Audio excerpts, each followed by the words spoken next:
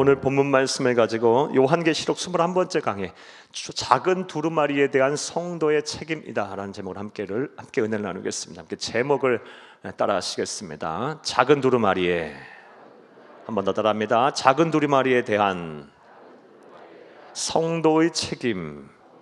한 번 더 따라합니다. 작은 두루마리에 대한 성도의 책임. 네, 고맙습니다. 사랑하는 여러분, 우리는 지난 시간에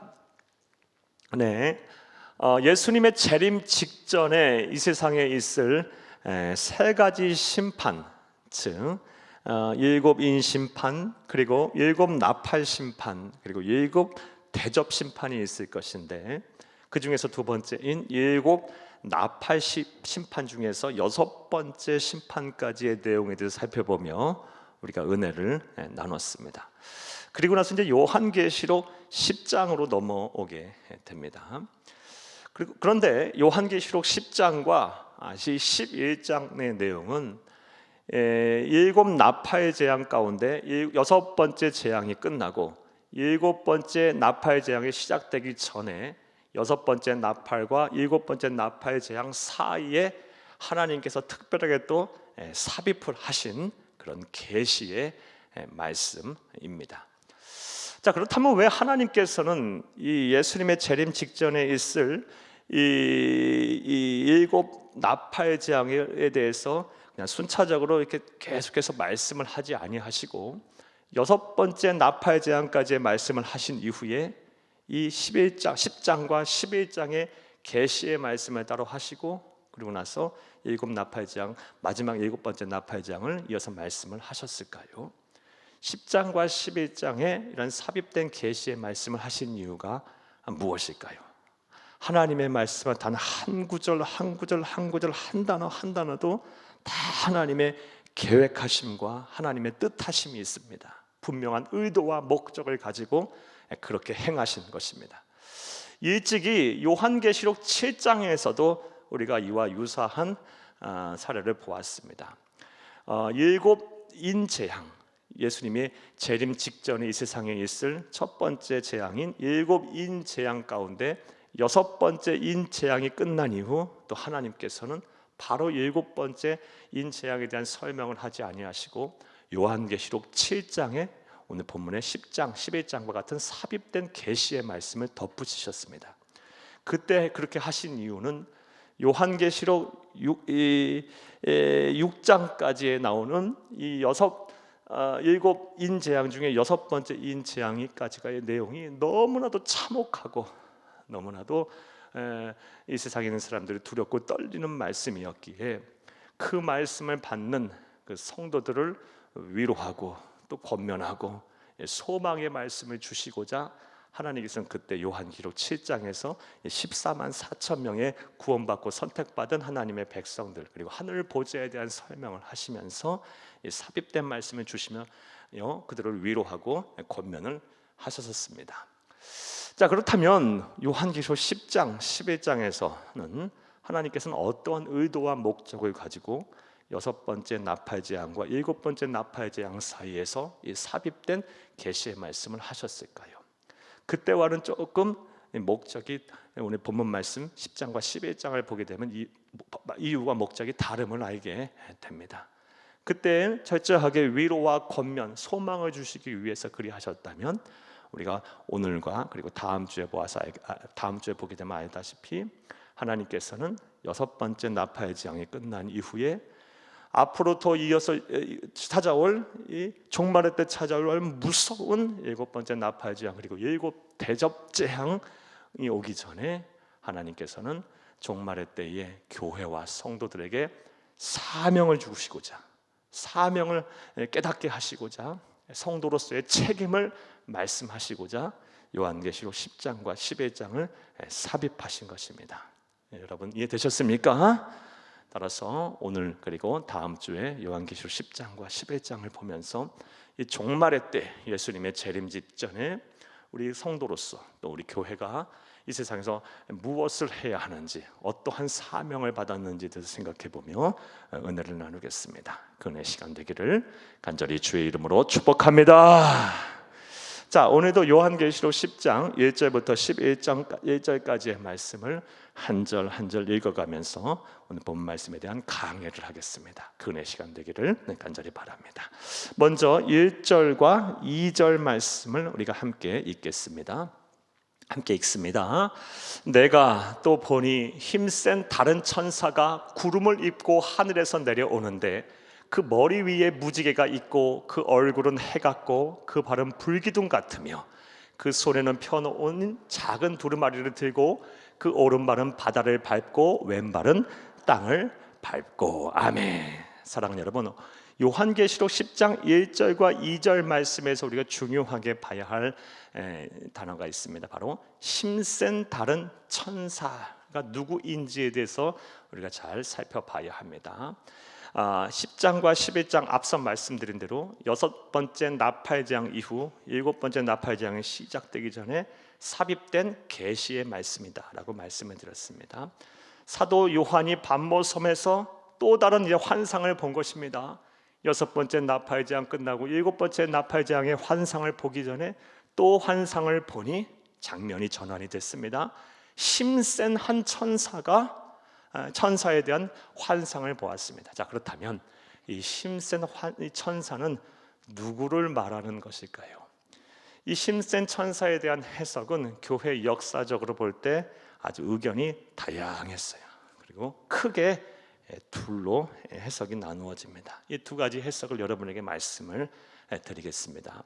먼저 이 요한계시록 10장 1절 이하에 나오는 이 힘센 천사가 말 그대로 정말 힘센 천사다라고 해석을 하는 사람들이 있습니다. 이렇게 해석을 하는 사람들은 주로 이제 카톨릭 그리고 그리스 정교회 그리고 일부 신학자들이 이렇게 해석을 합니다. 우리 개신교, 우리 프로테스탄트, 우리들에게는 이 천사 신학이 이렇게 정교하게 이루어지지 않았습니다. 왜냐하면 하나님의 말씀인 신구약 66권 안에 천사에 대한 설명을 하나님께서 많이 하지 않으셨기 때문이에요. 하지만 카톨릭 정경 외의 외경을 보게 되면요, 그들이 추가한 성경을 보게 되면 천사에 대한 이야기들이 많이 나와요. 그래서 카톨릭이나 그리스 정교회들은요, 이 천사 신학이 발달했어요. 천사들이 계급이 있다라고 말들을 합니다. 우리 종종 음악학원 보면 세라핌 음악학원, 케루빔 음악학원 뭐 이렇게 음악학원의 이름이 나오죠. 천사에도 그들을 말하기를 9단계의 계급이 있다라고 말해요. 그래서 세라핌, 그 다음에 케루빔, 오파님 뭐 줄줄줄줄해서 9가지의 천사들의 계급이 있다라고 말을 해요. 그러나 하나님의 말씀 신구약 66권 우리가 보고 있는 성경에는 이런 얘기들이 나오질 않아요. 그래서 우리가 이것이 정말 그렇게 된지 아닌지는 모르겠어요. 하지만 우리가 분명한 것은 지금 하나님의 말씀 우리가 보고 있는 정경이라고 할 수 있는 신구약 66권에 천사의 계급과 천사에 대한 분류가 나오지 않았기 때문에 우리가 이것을 정확하게 신뢰할 필요는 없을 것 같다고 봅니다. 어쨌든 간에 이 힘센 천사가 누구냐라는 설명을 그들은 어떻게 하냐? 말 그대로 천사 중에서 아주 힘이 센 그리고 계급이 높은 천사장 중에 한 사람이 아니었을까라고 해석을 하는 사람들이 한 부류의 사람들이 있습니다. 주로 카톨릭이나 그리스 정교 그리고 일부 신학자들이 그러합니다. 자, 그렇다면 두 번째 해석, 교회의 우리 기독교의 정통적인 해석 그리고 아주 복음주의적인 해석은 무엇이냐? 이 힘센 천사가 누구냐? 바로 우리 주 예수 그리스도다라고 해석을 하는 것이 바로 복음주의적이고 정통주의적인 해석입니다. 또 제가 믿고 또 우리 성도들이 함께 믿기를 바라는, 확신을 하기를 바라는 그런 해석입니다.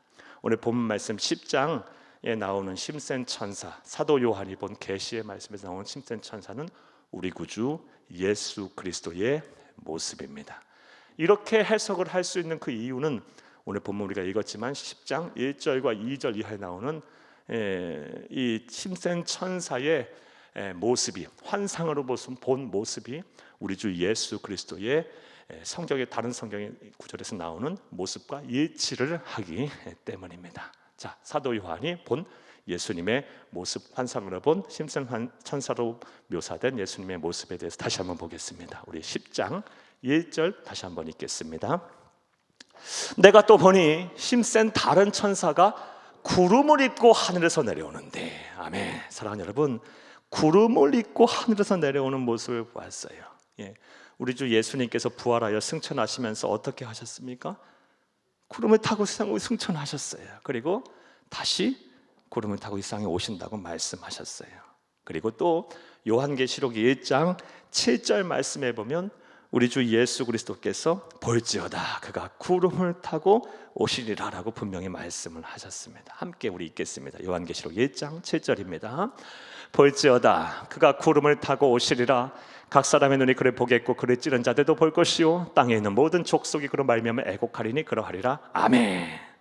사랑하는 여러분, 구름을 입고 하늘에서 내려오시는 모습, 우리 주 예수 그리스도의 모습이에요. 그러하게 이 힘센 천사는 우리 주 예수님의 모습, 예수님을 믿으시기를 간절히 주의 이름으로 축복합니다. 다시 한번 1절을 볼까요? 또 우리 예수님의 모습에 대해서 보겠습니다. 1절입니다. 내가 또 보니 힘센 다른 천사가 구름을 입고 하늘에서 내려오는데 그 머리 위에 뭐가 있습니까? 무지개가 있었어요. 사랑하는 여러분, 여기 무지개, 그 머리 위에 무지개가 있는 모습, 무엇을 말할까요? 성경에서 무지개 하면 우리가 잘 아는 하나님의 말씀을 알 수가 있어요. 창세기 9장 말씀을 보면 잘 알 수 있죠. 창세기 9장 말씀, 노아의 시대에 하나님께서 물로 세상을 심판하셨어요. 그리고 세상을 심판을 끝낸 이후 이제 무지개를 보여주시면서 노아에게 어떤 약속을 하셨습니까? 다시는 물로 심판하지 아니하시겠다고 말씀하신 내용이 나와요. 함께 볼까요? 창세기 9장 11절에서 13절 말씀입니다. 내가 너희와 언약을 세우리니 다시는 모든 생물을 홍수로 멸하지 아니할 것이라. 땅을 멸할 홍수가 다시 있지 아니하리라. 하나님이 이르시되 내가 나와 너희와 및 너희와 함께하는 모든 생물 사이에 대대로 영원히 세우는 언약의 증거는 이것이니라. 13절 내가 내 무지개를 구름 속에 두었나니 이것이 나와 세상 사이의 언약의 증거니라. 아멘. 그러니까 우리 주 예수 그리스도의 머리 위에 무지개가 있었다라는 것, 이거는 하나님의 속성인 하나님의 언약 그리고 자비하심을 상징하는 거예요. 우리 주 예수 그리스도의 모습임을 믿으시기를 간절히 주의 이름으로 축복합니다. 1절을 다시 한번 볼게요. 1절 우리 주 예수님의 모습, 또 환상을 본 모습 계속 보겠습니다. 내가 또 보니 힘센 다른 천사가 구름을 입고 하늘에서 내려오는데 그 머리 위에 무지개가 있고 그 얼굴은 해 같고, 아멘. 얼굴은 해 같았다. 얼굴이 해 같았다라는 것은 거룩함, 성결함을 뜻하죠. 우리 주 예수님의 역시 모습입니다. 우리 계시록 1장 16절을 함께 읽겠습니다. 그의 오른손에 7별이 있고 그의 입에서 좌우에 날성검이 나오고 그 얼굴은 해가 힘있게 비치는 것 같더라. 사랑하는 여러분, 이러한 모습을 볼 때 얼굴이 해같이 빛나는 모습을 볼 때 힘센 천사는 예수님을 말한다라고 말할 수가 있겠어요. 또 1절을 다시 한번 보겠어요. 우리 예수님에 대한 묘사를 다시 보겠습니다. 내가 또 보니 힘센 다른 천사가 구름을 입고 하늘에서 내려오는데 그 머리에 무지개가 있고 그 얼굴은 해 같고 그 발은 불기둥 같으며, 환상 중에 봤어요. 발이 불기둥 같답니다. 불기둥 같았다. 이거는 하나님의 영광과 권세, 권위를 상징해요. 이와 유사한 말씀 요한계시록 1장 15절 말씀 함께 또 보겠습니다. 그의 발은 풀무불에 단련한 빛난 주석 같고 그의 음성은 많은 물소리와 같으며. 일찍이 우리 주 예수님의 모습을 사도 요한이 봤어요. 그의 발이 풀무불에 단련한 빛난 주석 같답니다. 같은 말씀을 우리 요한계시록 1장 15절 말씀, 같은 예수님의 본 환상의 말씀이 똑같이 요한계시록 10장 1절에서 또 보이게 돼요. 그러므로 여기서 힘센 천사는 예수님을 말합니다. 자, 2절도 함께 보겠습니다. 2절, 그 손에는 펴놓인 작은 2마리를 들고 그 오른발은 바다를 밟고 왼발은 땅을 밟고.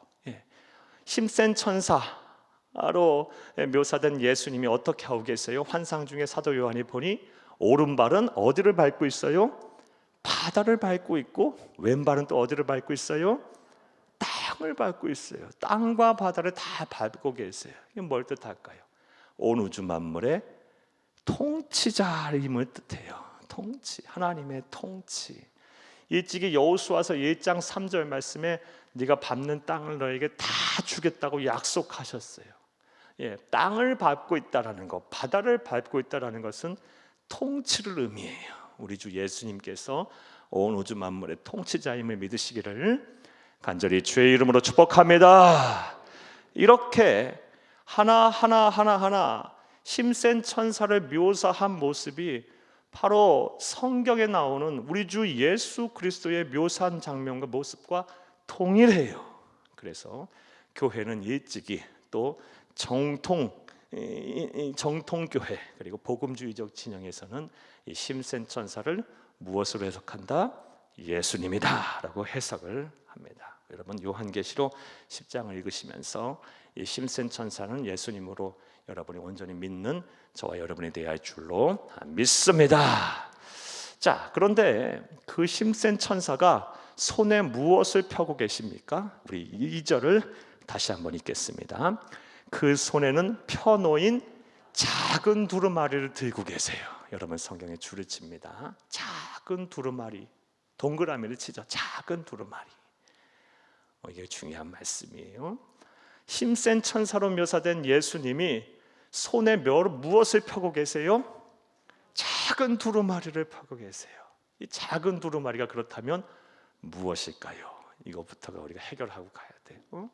요한계시록 말씀은 이 계시의 말씀, 묵시의 말씀이기 때문에 또 상징의 언어와 여러 그림 언어, 의미를 담고 있는 여러 가지 은유적인 표현들이 참 많아요. 작은 두루마리는 뭘 말할까요? 뭘 상징할까요? 바로 다부터 말씀드리면 신구약 66권 성경을 말하는 것임을 믿으시기를 간절히 주의 이름으로 축복합니다. 성경을 말해요. 성경. 그러니까 우리 주 예수님께서 어떻게 하고 계세요? 예, 여러분 이제 머릿속으로 이제 그려야 돼요. 요한계시록 말씀드렸다시피 묵시문학이기 때문에 그림 언어, 상징 언어로 표현되어 있어요. 그래서 우리가 하나님의 말씀을 읽으면서 머릿속으로 그려내야 돼요. 상상해야 돼요. 같이 한번 상상을 해볼게요. 우리 예수님께서 구름을 입고 계세요. 예. 여러분 상상되십니까? 구름을 입고 하늘에서 이렇게 내려오시고 계세요. 그 머리 위에는 뭐가 있어요? 무지개가 이렇게 있어요. 자, 그리고 얼굴은 어떻습니까? 해같이 빛나요. 해같이 빛나요. 그리고 발은 어때요? 불기둥이에요. 불기둥. 예, 하나하나 다 의미 말씀드렸죠. 그리고 손에는 뭘 펴고 계세요? 하나님의 말씀인 성경을 펴고 계세요. 자, 그런 분이 이제 사도 요한에게 말씀하시고 또 사도 요한을 통해서 이 땅에 있는 모든 교회들에게 말씀을 하고 계십니다. 그 내용이 바로 요한계시록 10장과 11장의 내용입니다. 자, 이해되셨습니까? 자, 이해되셨겠죠? 자, 이제 그런 모습으로 이제 사도 요한이 이제 환상을 보았는데 그 천사, 힘센 천사인 예수님께서 천사로 묘사된 예수님께서 무슨 말씀을 하셨을까요? 그 내용이 이제 3절 이하의 내용입니다. 먼저 3절과 4절을 함께 읽겠습니다. 사자가 부르짖는 것 같이 큰 소리로 외치니, 자, 여기까지요. 사자가 부르짖는 것 같이 큰 소리로 외치셨어요. 그렇게 힘센 천사로 묘사된 예수님께서 큰 소리로 막 사자가 외치는 것처럼 큰 소리로 외치셨어요. 자, 이 뒤에서 읽겠습니다. 그가 외칠 때에 7 우레가 그 소리를 내어 말하더라. 아멘. 사랑하는 여러분, 일찍이 요한계시록 강해하면서 7이라는 숫자는 무엇을 상징한다 말씀드렸습니까? 하나님의 숫자예요. 이것은 완전한, 퍼펙트한 것, 흠이 하나도 없는, 뭐 뺄 것도 없고 가감할 것도 더할 것도 없는 그런 수를 말해요. 그러니까 아주 하나님의 음성으로 막 완전히 압도할 정도로 그런 소리가 7 우레 소리를 내어 하나님께서 말씀하고 계시는 거예요. 그러니까 이 하나님의 음성, 예수 그리스도가 말씀하신 말씀 앞에 서게 되면 그냥 그 소리에 압도가 되는 거예요. 사도 요한님께서 이 반모섬에서 이 환상을 보면서 예수님이 하신 말씀에 그냥 압도가 됐을 거예요. 크게 경외감이 들고 두렵고 떨리는 말씀으로 이 3절 이하의 말씀을 들었을 것입니다. 자, 4절 함께 읽겠습니다. 일곱 우레가 말을 할 때에 내가 기록하려고 하다가 곧 들으니 하늘에서 소리가 나서 말하기를 일곱 우레가 말한 것을 임봉하고 기록하지 말라 하더라. 아멘. 일곱 우레가 말한 것을 임봉하고 기록하지 말라라고 누가 말씀하셨습니까? 예수님께서 말씀하셨어요. 자, 그러니까 예수님께서 사도 요한에게 아주 완전한 말씀, 완벽한 음성으로 아주 이 하나님의 말씀, 아주 크고 은밀한 비밀을 말씀하셨어요. 그래서 그것을 듣고 나서 이제 사도 요한에게 기록을 이렇게 하려고 했더니 하나님께서 예수님께서도 말씀하시기를 안 된다. 기록하지 말고 임봉해라. 도장을 찍고 봉해버려라. 비밀로 놔두어라 라고 말씀을 하신 것입니다. 어떤 말씀을 하셨을까요? 그렇다면 알 수가 없죠. 하나님께서 비밀로 감춰놔 버렸으니까요. 아마도 이 전체적인 문맥상 하나님께서 심판의 말씀을 하셨을 가능성이 높습니다. 지금 예수님의 재림 직전에 이 땅에 있을 무시무시한, 우리 여태까지 살펴본 일곱 인재양들, 그리고 일곱 나팔 재앙 가운데 여섯 번째까지 나팔 재앙에 대해 살펴봤어요. 얼마나 참혹했습니까? 그리고 앞으로 일곱 나팔 재앙이 시작된과 동시에 또 일곱 대접 재앙이 있을 거예요. 이 세상에 무시무시한 심판의 말씀이 있을 거예요. 그런데 이런 일곱 인재앙, 일곱 나팔 재앙, 일곱 대접 재앙 말고 또 하나님께서 더 무시무시한 이런 재앙에 대한 말씀을 하셨을 수도 있어요. 그래서 그것을 이제 기록하여서 이제 교회에게 알리고 이 세상에게 알리려고 했더니 하나님께서 뭐라 하셨어요? 아니다. 그것은 기록하지 말고 임봉해봐라. 비밀로 놔둬버려라 라고 말씀을 하셨다라는 것입니다. 사랑하는 여러분, 그렇다면 왜 하나님께서는 이 다른 말씀 여러 가지 말씀들을 다 주셨는데 왜 사도 요한에게 예수님에게 이것을 기록하지 말고 임봉해버려라라고 말씀하셨을까? 종종 하나님께서는요, 성경을 보게 되면 하나님께서 우리에게 안 알려주시는 말씀, 그냥 비밀로 감춰두고 계시는 말씀들이 많이 있어요. 그렇죠. 이 세상 모든 이 세계 속에 이루어지는 인간의 삶 속에서 이루어지는 모든 일들을 하나님께서 말씀 안 하고 계세요. 예를 한번 들어볼까요? 성경을 보게 되면 선택의 교리들, 예를 든 겁니다. 몇 가지 예를 들면 하나님은 누구는 선택하고 누구는 버리고 그래요. 로마서 9장 말씀에 보게 되면요, 하나님께서는 한날 한시에 같은 부모에서 태어난 야곱은 사랑하고 에서는 철저하게 버려버려요. 또 하나님께서는요, 이스라엘 백성들을 막 사랑하고 그리고 이집트에 있는 바로의 마음은 더 완악하게 만들고 이집트에 있는 그 백성들, 그리고 가나안 백성들은 막 처참한 고통을 당하게 하고 죽여버리세요. 도대체 하나님은 무슨 기준으로 그렇게 하실까? 하나님은 사랑이신데 무슨 기준으로 그렇게 하실까? 하나님이 안 알려주셔서 몰라요. 그러나 분명한 사실은 하나님은 오류가 없으세요. 그리고 공의로우신 분이에요. 이렇게 하나님께서 안 알려주신 것들, 비밀로 봉해버리신 것들, 하나님의 선택의 기준이 무엇인지 참 예를 들면 그런 것들이 성경에는 정말 많아요. 예전에 제가 오래전에 일이에요. 청년 사역할 때 한 가지 더 말씀을 예로 드리면, 청년 중에 한 청년이 저에게 와서 이런 얘기를 물어봤어요. 목사님, 우리가 구원을 어떻게 받아요? 예수를 그리스도를 믿어야 구원을 받죠.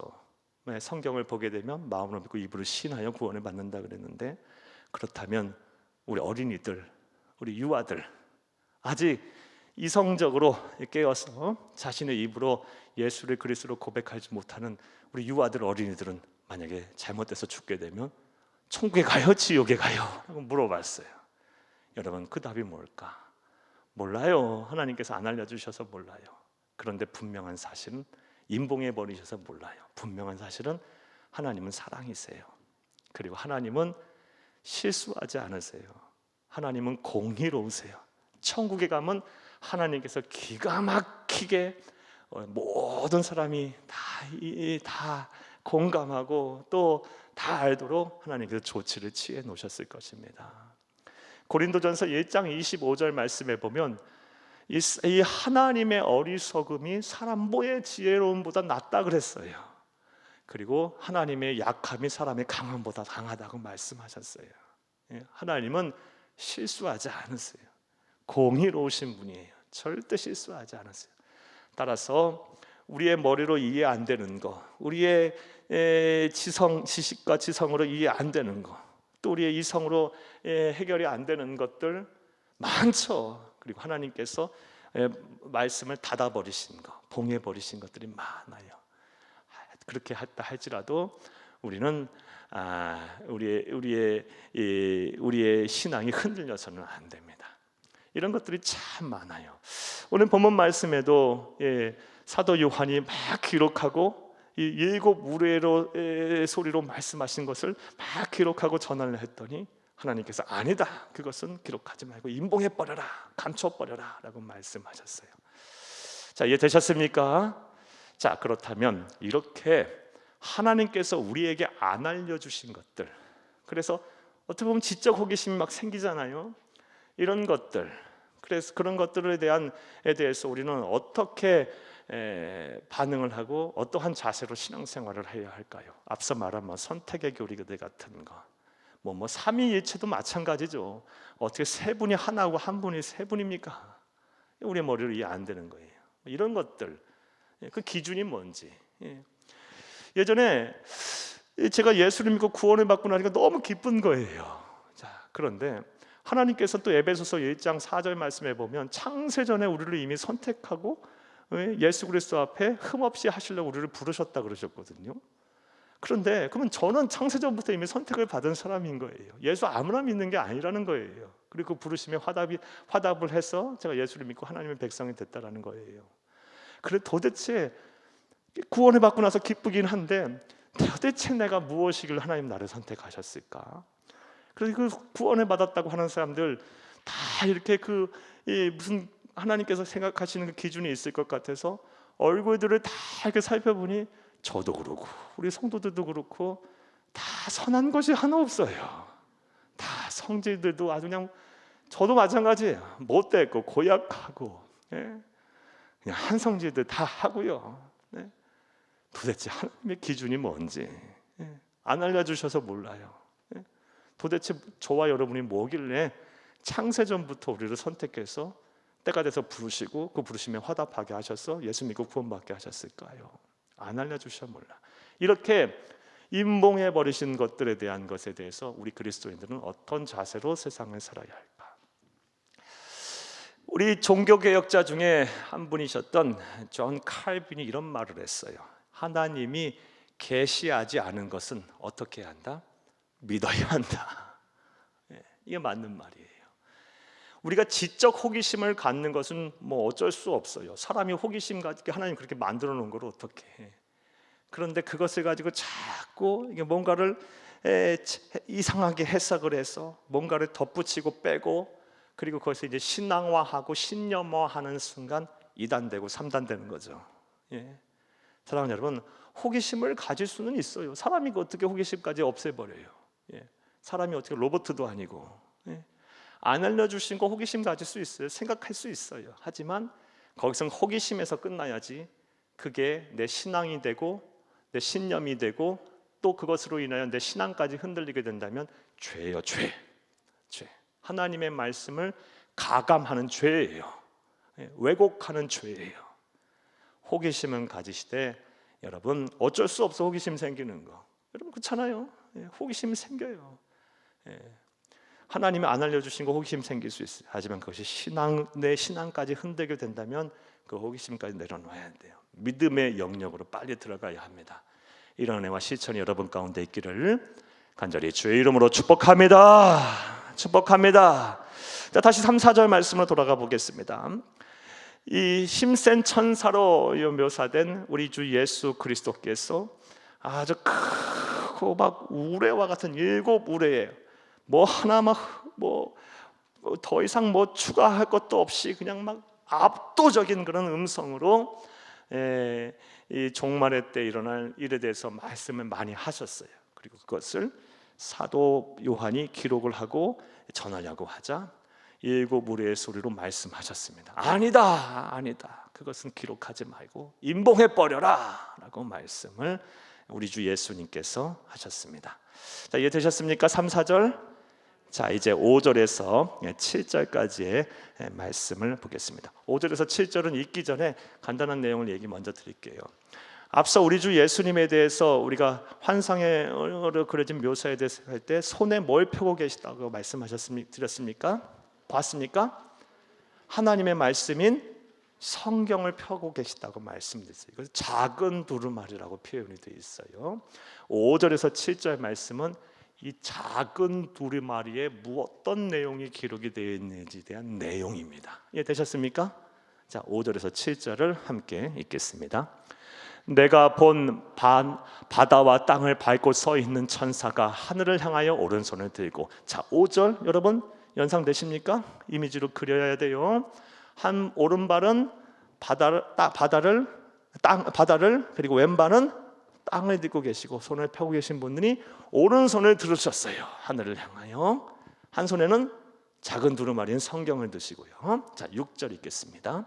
세세토록 살아계시니 곧 하늘과 그 가운데 있는 물건이며 그 땅과 그 가운데 있는 물건이며 바다와 그 가운데 있는 물건을 창조하신 이를 가리켜 맹세하여 이르되 지체하지 아니하리니. 아멘. 우리 성부 하나님을 가리켜서 맹세하여 이르되 뭐하지 아니하리니?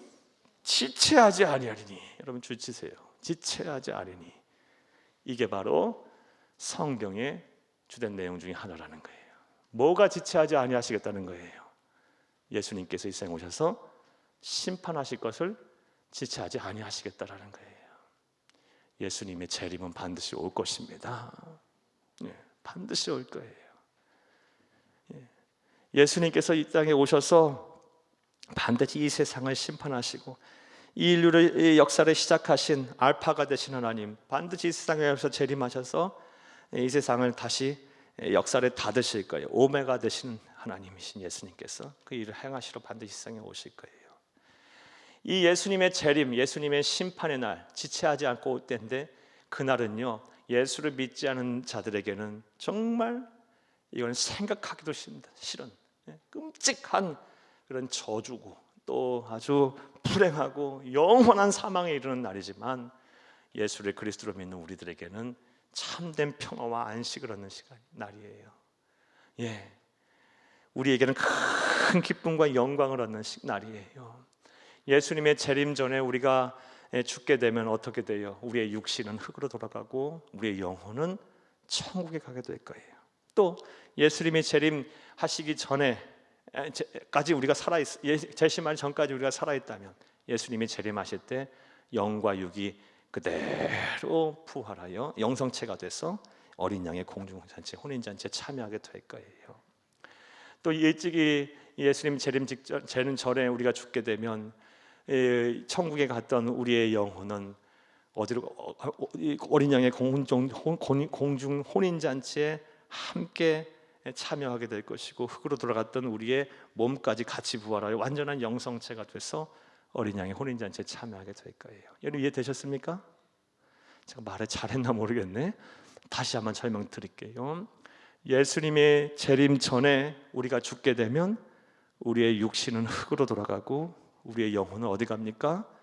천국에 가게 될 거예요. 그러다가 예수님이 재림하실 때 천국에 간 우리의 영혼은 어린 양의 공중 혼인잔치에 참여하면서 흙으로 들어갔던 우리의 육신까지 함께 부활하여 완전한 영성체가 돼서 가장 아름다운 모습으로 화하여 어린 양의 공중 혼인잔치에 참여하게 될 것이고, 예수님이 재림하실 때까지 우리가 살아있으면 그대로 영과 육이 있는 가장 아름다운 모습으로 변화된 채로 휴거하여 들림받아 어린 양 혼인잔치에 참여하게 될 거예요. 그러므로 그리스도인에게 있어서 여러분 이런 7 인재양, 7 나팔재양, 또 7 대접재양 우리에게는 해당 사항이 없어요.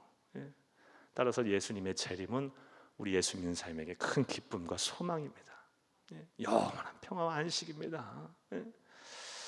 자, 이 성경에 다시 말씀을 돌아가 볼게요. 5절에서 7절까지의 말씀, 특별히 6절 말씀에 성경의 주된 내용 하나가 무엇이다? 지체하지 아니하겠다. 반드시 재림의 날이 올 것입니다. 반드시 예수님께서 이 세상을 심판하러 오실 것입니다. 지체하지 아니오겠다라는 말씀이 주된 내용, 이 두루마리에 적혀 있는 주된 내용이라는 것입니다. 또 7절을 함께 읽겠습니다. 7째 천사가 소리내는 날 그의 나팔을 불려고 할 때에 하나님이 그의 종 선지자들에게 전하신 복음과 같이 하나님의 그 비밀이 이루어지리라 하더라. 아멘. 여러분 주쳐요.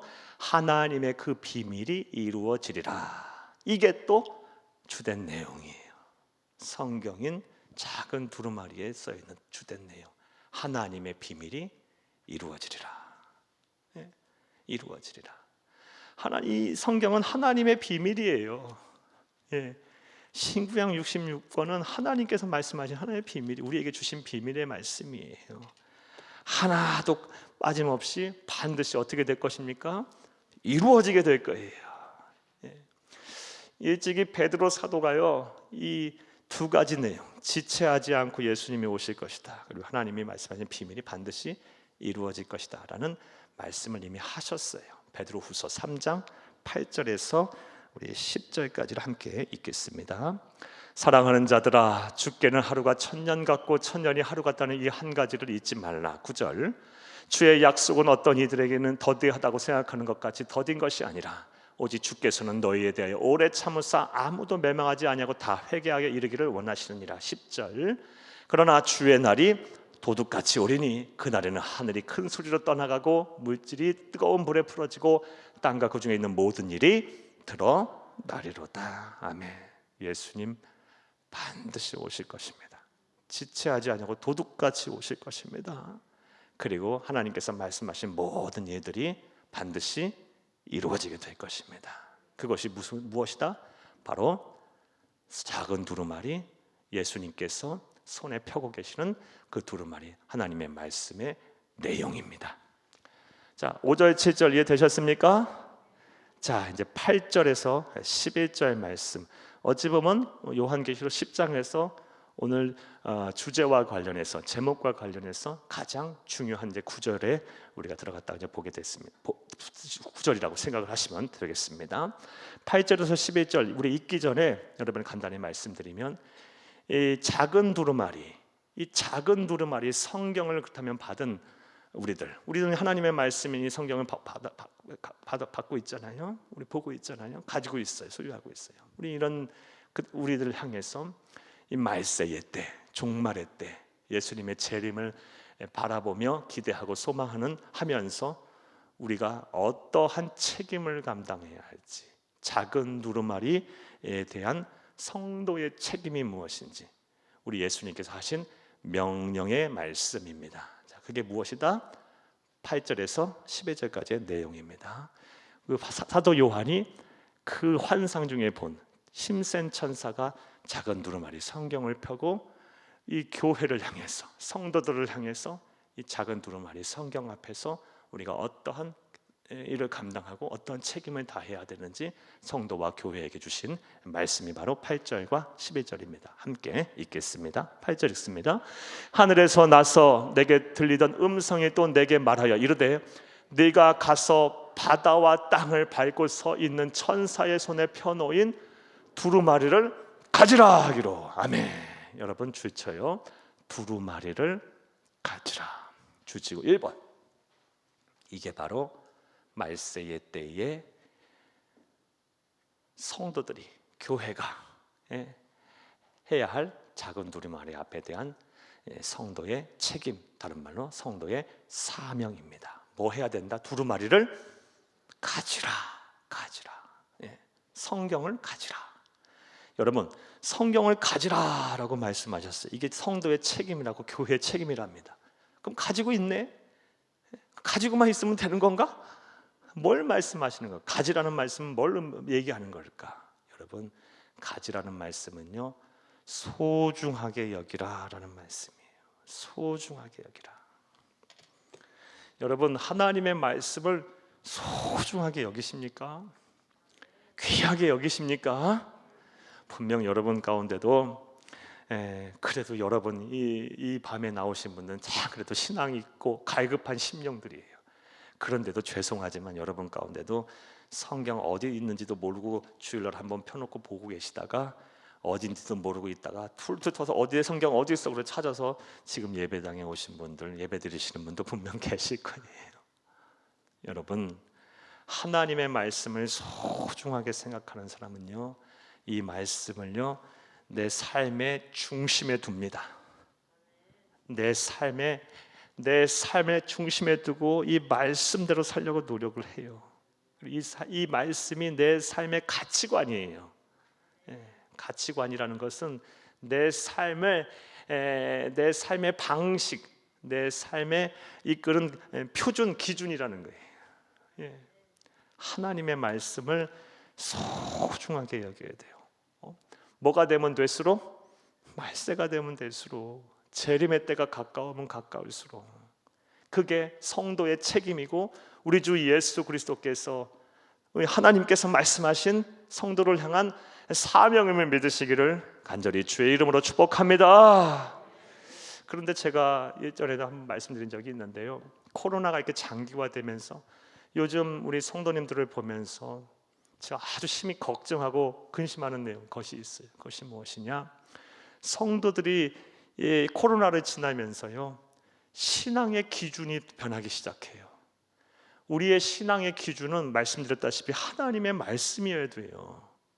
그리고 이 하나님의 말씀대로 이루어온 기독교 2000 역사의 교리와 질서와 전통이, 그것이 바로 우리 신앙의 기준이 되고 표준이 돼야 돼요. 그런데 코로나를 지나면서요, 신앙의 기준이 하나님의 말씀과 하나님 성령 하나님께서 개입해서 세우신 교회의 질서가 아니라 자기 생각, 자기 뜻, 자기 의지, 자기 마음, 이것이 신앙의 기준으로 변하고 있어요. 그래서 자기 마음에 안 들면, 자기 뜻이 아니면, 자기 생각 같은 다르면 그냥 그동안 지켜왔던 신앙 쉽게 무너뜨려요. 그런 표준과 기준을. 그런 성도들이 얼마나 많은지 몰라요.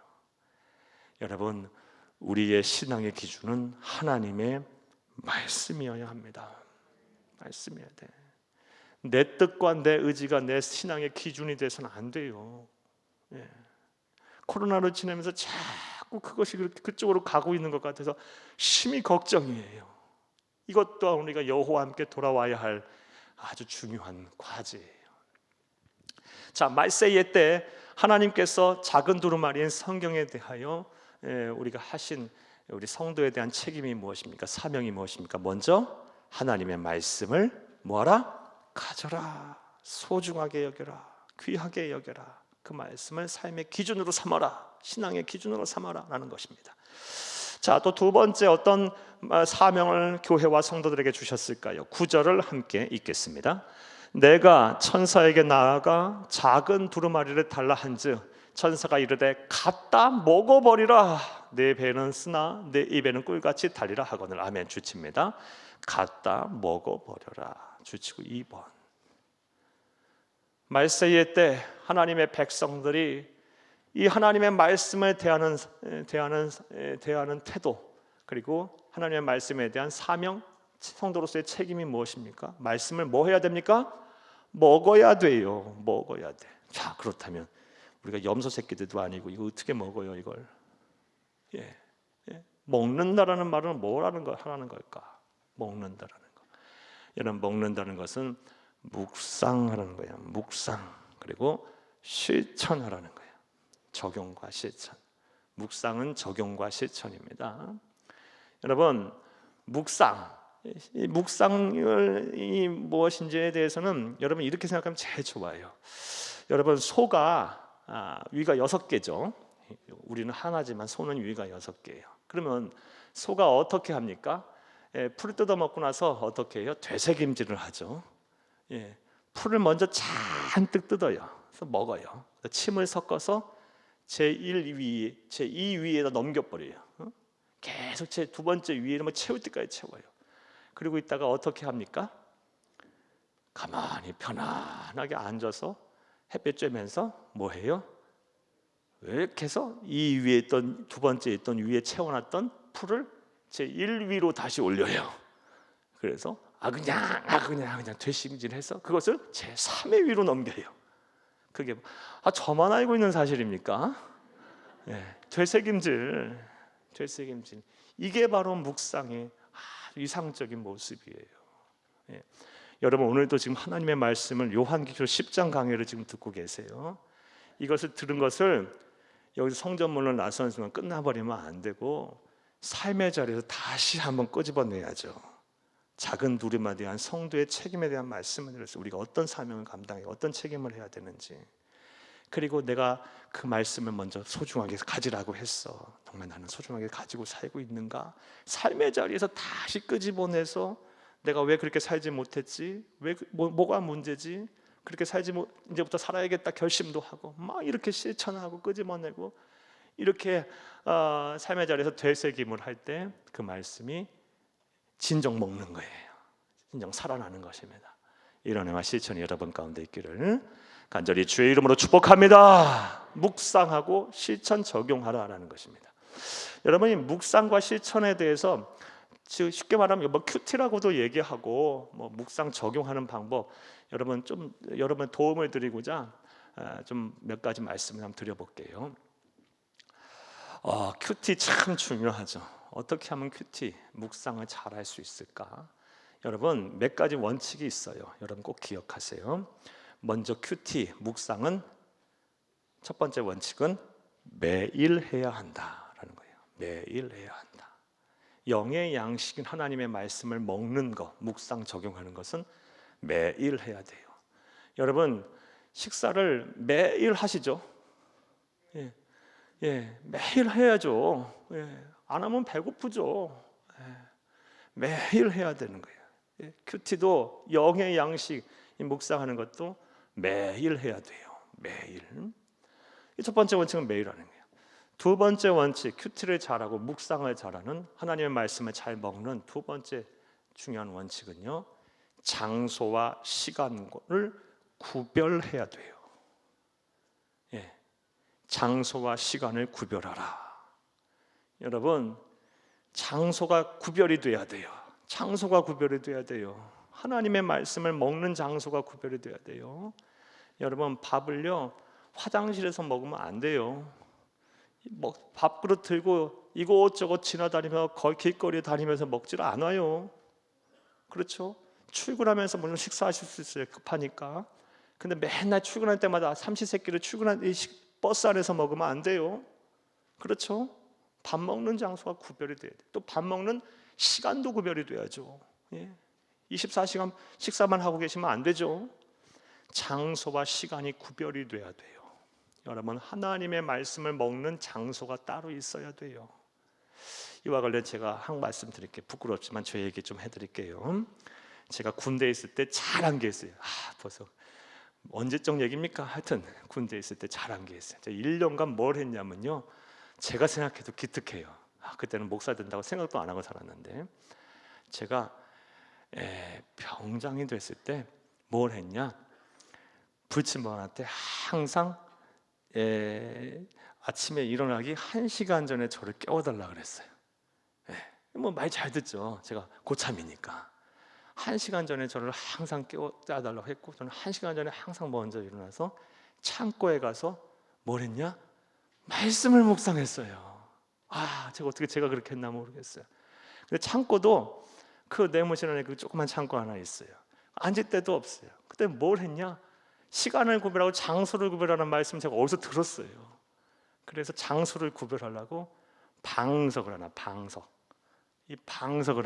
해요. 방석을 하나 준비해서 그 방석에 앉아서 그 방석이 구별된 자리, 하나님의 말씀을 묵상하는 자리, 그렇게 해서 말씀을 묵상했던 기억이 나요. 여러분 지금 생각해도 어떻게 그렇게나 모르겠어요. 여러분도 시간을 구별하고 장소를 꼭 구별하세요.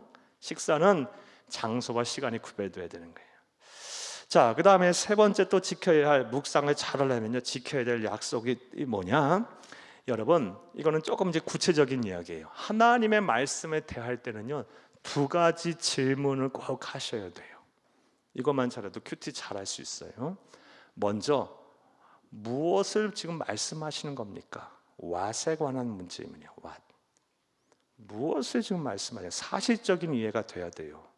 요한계시록 지금 10장을 읽고 계신데, 보고 계시는데 무슨 말씀인지도 모르고 무슨 적용하고 이 실천이 합니까? 여러분, 하나님의 말씀 지금 들으실 때도, 공부하실 때도, 뭐 읽으실 때도 항상 사실적인 이해부터 돼야 되는 거예요. 이게 무슨 말씀인지, 무슨 말씀을 지금 하고 계시는 겁니까? 이 진단 질문을 항상 먼저 계속 하시면서 말씀을 들으셔야 되는 거예요. 무슨 말씀인가? 뭘 얘기하고 있는 건가? 왓에 관한 문제가 해결이 돼야 돼요. 그 다음에 여기서 끝나면은 안 되는 거지. 이건 세상 사람들도 하지. 세상 사람들도요 성경 수백 번 읽은 사람들이 있어요. 성경에 대한 지식 많은 사람 많아요. 이거는 묵상이 아니죠. 반드시 어디까지, 또 두 번째 질문 어디까지 나가야 되냐? 그렇다면 내가 어떻게 살아야 하는가? how에 관한 문제가 또 해결이 돼야 돼요. what과 how, 이 두 가지를 계속 여러분 염두에 두시면서 지금 설교도 그렇게 들으셔야 되는 거예요. 지금 무슨 말씀하고 계시는 건가? 자, 그렇다면 또 나는 어떻게 살아야 하는 건가? what과 how를 계속 염두에 두고 하나님의 말씀을 묵상하고 적용을 하면요 잘 하실 수 있어요. 저도 설교도 그렇게 준비해요. 하나님의 말씀을 이렇게 봐요. 그리고 또 지금 시대 상황 속에 기도하면서 어떤 말씀을 전해야 합니까? 그래서 그 본문을 주시면요 그 본문에 대한 이해를 먼저 해요. 공부를 다 하고 배경도 싹 보고요, 관련 구절도 다 보고 신구약 다 이렇게 보게 되고, 또 이 관련된 이 본문과 관련된 다른 목사님들 어떤 말씀 하셨는가에도 또 한번 보고요. 해 아래 새 것은 없으니까 또 여러 가지 두루두루 또 관련 서적도 보고 해요. 거기서 그치지 않고요. 그러면 내가 어떻게 살아야 하나? 우리 성도들은 또 어떻게 살아야 하냐? 그거에 대한 답을 찾는 과정이, 이게 반드시 저와 함께 가야 되는 거예요. 여러분 마찬가지예요. 큐티는 그렇게 하는 거예요. what과 how, what과 how를 찾는다. 이게 묵상을 잘하는 또 다른 하나의 팁이 됩니다. 원칙이라 할 수 있습니다. 자, 그 다음에 또 이 하나님의 말씀을 묵상하는 바른 방법은요, 그 다음에 뭘 해야 되냐? 반드시 말씀 묵상은 기도와 함께 해야 돼요. 여러분, 기도해야 돼요. 기도와 말씀 묵상은 함께 가는 거예요. 이건 세트야, 세트. 이거는 짝이야, 짝. 말씀 묵상만 하면 안 돼. 또 반대로 기도만 하면 안 돼. 기도했으면 하나님의 음성 들어야지. 어디서 들을 거야? 말씀을 통해 들어야지. 또 말씀 들었으면 또 기도해야지. 또 헌신하고 하나님 앞에 내 대화를 해야지. 기도와 말씀 묵상은 함께 가는 거예요. 항상. 그러니까 여러분, 기도했으면 항상 말씀을 묻고 하나님의 음성을 들으세요. 또 말씀 묵상을 하면서 하나님의 내가 음성을 들었으면 또 내가 어떻게 살겠다고 하나님 앞에 여러분의 하나님과 대화를 하세요. 기도와 말씀 묵상은 함께 가는 거다. 이해 되셨습니까? 자, 그 다음에 하나 더 팁 말씀드리면, 원칙은 반드시 묵상한 것은 뭐 해라? 기록해라. 기록해야 돼요. 써야 돼요. 써야 돼. 요즘 세대가 많이 변해서요, 이 쓰는 거 잘 안 해요. 뭐 자판 두드리고 뭐 좋아요. 뭘 해든 좋으니까. 뭐 두드려도 좋고, 뭐 문자로 남겨도 좋고, 뭐 찍어도 좋고 다 좋아요. 어떻든 간에 기록으로 남겨요. 기록으로. 그럴 때 여러분 좋은 묵상이 될 수 있습니다. 자, 종말의 때에 하나님께서 우리에게 주신 사명, 말씀 앞에 주신 사명, 말씀은 어떻게 해라? 먹어라 그러셨어요. 이 먹으라는 것은 묵상하라, 적용하라, 실천하라 라는 것입니다. 자, 그 다음에 우리 이제 10절 말씀 9절 말씀 보게 되면 하나 더 우리가 해결하고 가야 될 게 있네요. 이렇게 묵상을 하게 되면요, 9절 함께 읽겠습니다. 내가 천사에게 나아가 작은 두루마리 달라 한즉 천사가 이르되 갖다 먹어버려라. 내 배에는 쓰나 내 입에는 꿀같이 달리라 하거늘. 이 말씀을 하셨어요. 이 구절도 해결하고 가야죠. 내 배에는 쓰나 내 입에는 꿀같이 달다. 이게 뭔 얘기일까요? 하나님의 말씀을 묵상하면요, 배에는 쓰나 입에는 달다. 이게 뭔 얘기일까? 두 가지 해석을 할 수 있어요. 두 가지 해석. 첫 번째 해석은 이렇게 해석하면 돼요. 여러분, 하나님의 말씀을 이렇게 받으면 기쁘죠? 기뻐요. 그게 정상이에요. 예. 하나님의 백성이요, 하나님의 말씀을 이렇게 듣고 하나님의 말씀을 대하고 그러면요, 기뻐야 돼요. 즐거워야 돼요. 예. 입에는 달아요. 그런데요, 삶의 자리에서 적용하고 실천하려고 하면요, 참 이거 고달퍼요. 써요. 나 포기해야 되고요, 나 내려놔야 되고요. 오늘 예를 들어서요, 용서하라는 말씀을 들었어요. 네가 이해해야 하고 네가 참으라는 말씀, 그런 하나님의 말씀을 통해 들었어요.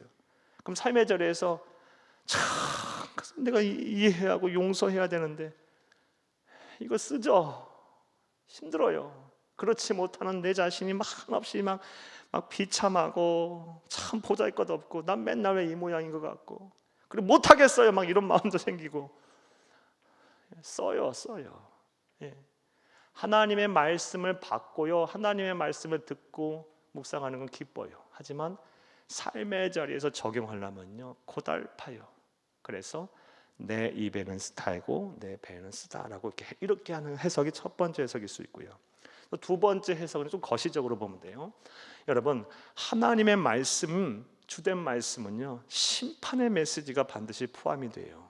그렇죠? 그러니까 우리가 믿는 백성들, 우리가 이 말씀을 받아요. 하지만 이 말씀은 우리가 보다시피 무서운 심판에 대한 메시지를 포함하고 있어요. 그러니 분명 우리 주변에 예수 안 믿는 사람 많잖아요. 예. 내 형제, 내 아내, 내 남편, 내 자녀, 내 후손 어떻게 돼요? 어떻게 되겠어요? 그러니 어떻게 되겠어요? 쓰죠. 말씀 자체가 심판의 내용을 포함하고 있기 때문에 말씀을 받는 그 순간은 기쁘지만 그 말씀을 받고 나서 보면 말씀이 쓰게 돼 있어요. 이렇게 해석을 해도 됩니다. 이해되셨습니까? 네, 두 가지 해석이 다 가능해요. 자, 이제 넘어가 봅니다. 자, 세 번째로 말씀 앞에서 우리 종말의 때 우리가 말씀 앞에서 우리가 어떤 사명을 감당해야 하는지 우리 11절을 함께 읽겠습니다. 11절입니다. 그가 내게 말하기를 네가 많은 백성과 나라와 방언과 임금에게 다시 예언하여야 하리라 하더라. 아멘. 주치입니다. 예언하여야 하리라. 주치고 3번. 여기서 예언하라는 말은 선포하다, 뭐하다, 다른 말로 전하다라는 뜻이에요. 말세의 때 그리스도인들이 뭘 해야 합니까? 하나님의 말씀을 세상에 전해야 돼요. 전도해야 돼요. 선교해야 돼요. 복음을 전해야 돼요. 우리가 입을 닫아버리면요, 세상은 소망이 끊어지는 거예요. 예? 여러분, 세상 사람들 그리고 성도들 가운데 이런 사람들 많아요. 복음은, 전도는 삶으로 하는 거지, 바르게 살고 정직하게 살고, 네 맞아요, 그렇게 하는 것도 맞아요. 하지만 우리가 얼마나 천사같이 살아서 우리의 모습을 보고 사람들이 감화 감동을 받고 예수를 믿겠어요? 여러분, 저나 여러분이나 얼마나 우리가 천사같이 살겠어요? 그렇게 해서 평생 예수 한번 믿게 할 수 없어요. 예. 그렇게 살라고 노력하셔야죠. 하나님의 백성의 삶의 기준이고 표준이고 예수 닮는 거니까. 우리의 평생의 목표는 우리가 입을 열어서 복음을 전하는 거예요. 그리고 더불어서 우리의 삶은 예수 닮는 게 평생 목표니까 그렇게 사는 거고요. 그러면 하나님의 은혜로 우리의 삶의 모습을 보고 사람들이 감화 감동을 받고 예수를 믿는 거고요. 예, 되셨습니까? 복음은 입을 열어서 하는 거예요. 예. 그러니까 그런 얘기들에 현혹되고 그런 얘기에 미혹되지 마세요. 복음은 입을 열어서 하는 거예요. 내 발로 가서 하는 거예요. 그리고 내 삶으로 증거하는 거고, 삶으로 보여주는 거고요. 예. 뭐 하라 말씀하세요? 예언하라, 선포하라, 전하라. 이것이 저와 여러분에게 주신 사명임을 믿으시기를 간절히 주의 이름으로 축복합니다. 자, 이제 말씀을 맺겠습니다. 자, 오늘은 요한계시록 10장에 대한 강의를 했습니다. 요한계시록 10장은 우리 서두에 말씀드렸다시피 여섯 번째 나팔 재앙과 일곱 번째 나팔 재앙 사이에 삽입된 계시의 또 다른 계시의 말씀입니다. 이 계시에 주신 이유는요, 이 여섯 번째 나팔 재앙, 일곱 번째 나팔 재앙 끝나고 일곱 번째 나팔 재앙의 시작과 동시에 일곱 대접 재앙이 시작될 거예요. 이 일곱 대접 재앙 때는요, 이제 돌이킬 수가 없는 인상의 참난 참극이 벌어지게 돼요. 여섯 번째 나팔 재앙도 막 무시무시했는데 일곱 대접 재앙은 이제 인생 이 세상의 종말이 끝이 오는 거예요. 예수님이 재림을 하시는 거예요. 그때 그 참혹한 재앙을 앞에 두고 구원받은 하나님의 백성 교회가 무엇을 해야 할 것인가에 대한 사명을 주시기 위한 말씀이에요. 힘센 천사로 나타나셔서 우리 주 예수 그리스도께서 우리에게 사명을 주셨어요. 무슨 사명을 주셨습니까? 말씀을 소중하게 해라, 간직해라, 삶의 기준으로 삼아라. 종말의 때 그래야 된다. 가져라. 그 다음에 말씀을 먹어라, 묵상하고 실천해야 된다. 그리고 나아가 예언하고 선포해라 라고 전하라 라고 말씀하셨어요. 이것이 저와 여러분이 주신 사명임을 알며 이 재림의 때를 정말 지혜롭고 복된 성도로서 살기를 간절히 주의 이름으로 축복합니다. 축복합니다. 축복합니다. 자, 들으신 말씀 생각하시면서 우리 주여